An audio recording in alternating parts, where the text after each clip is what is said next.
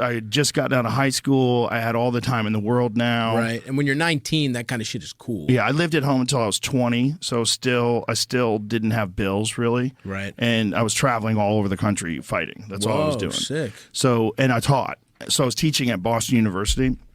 I had a accredited course. So it was the Jae Hun Kim Taekwondo Institute was a very prestigious place that I went to in Boston, and they had developed like a bunch of national champions, Michael O'Malley and John Lee, and guys who represented the United States in major world competitions. So it was like an elite gym. I just got lucky that I found this place. That's where I started.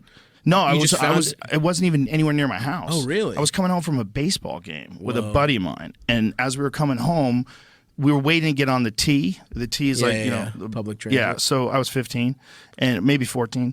And so we were just walking down the street, and there were so many people that were going to get on the T, the line was going to be crazy. And so we said, let's go check this karate place out. And I walked up the stairs, and as I was walking up the stairs, I caught at the perfect moment one of the best guys in the world training. Damn. So there's this guy, John Lee. And John Lee was the national 175-pound champion, and he was preparing to fight in the World Cup. So as I'm going up the stairs, I'm hearing this sound, and this sound is whoomp, ka-ching, damn, dude, whoomp, ka-ching. Yeah. And that whoomp is him kicking the bag, and the ka-ching is the chains rattling as his bag goes flying through the air. Yeah. So he's got a 100-pound heavy bag, and he's sending this thing into the air.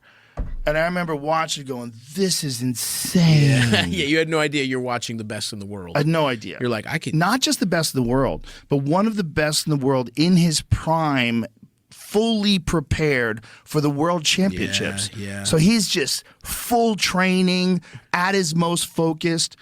And I'm looking at this dude, and I said, I want to know how to do that. I didn't know a person could do that. He was kicking so hard. I'd never seen anybody kick anything hard before.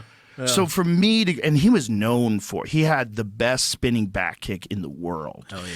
And everybody who fought him, there was always a moment you had to wonder if he's going to spin. If you got too close and he spun, it was so fast. Damn. And when it hit you, your liver's destroyed. You would just go down like you got hit by a car. It was horrible. He did it to so many people. And he taught me. He taught me how to do it. It became my #1 technique, learning from this guy. Holy shit. Total dumb luck. Insane. So that was the place that I was teaching out of. That's the place. That's the place. I walked up those stairs thousands of times. Damn, dude. I used to teach there. That's fucking sick. I taught there, and then they got me the job at BU. So I was 19 years old teaching kids my age Taekwondo, and I just told them, I go, I'll give you an A if you just try. I said, this is pass-fail A, so it counts towards your GPA. I go, all you have to do is show up, and if you can't make it, just tell me. I go, but if you just show up, I go, you get an A. That's awesome. Just try. Yeah. And I'm go, we're gonna have fun. I'll show you some stuff. Yeah. That's a good guy to get. You love this shit so much. You're also a kid. It was such a weird job though, because I was a kid going into a college to teach them this thing. Yeah. And I just, so I always had to like put on a display before I taught. Also, because we had to get the court cleared, and these guys are playing basketball, and they didn't want to give up the court a lot of times. Yeah. It's like basketball players are a lot taller than me too. So I would have some dude hold the pad, and I'd hold this like body shield, and I would just start wailing on that. That's awesome. And then next thing you know, everybody's going, "What is this? Like, what are you doing here?" It's like, about to teach a class. Yeah. So that must have been cool though, because you graduate, you're out of high school, and you're not. Did you spend time on the campus at all, or it was just to teach? Just to teach. Oh, so I went to school. I was going to UMass Boston. Oh, but you were going. It was a waste of time. I was literally only doing it so people didn't think I was a loser. Yeah, I didn't drop out to do back kicks. Yeah, it was well, there was no money in this thing that I was obsessed with. Of course. And the only money was there's a little bit of money like you can get by teaching.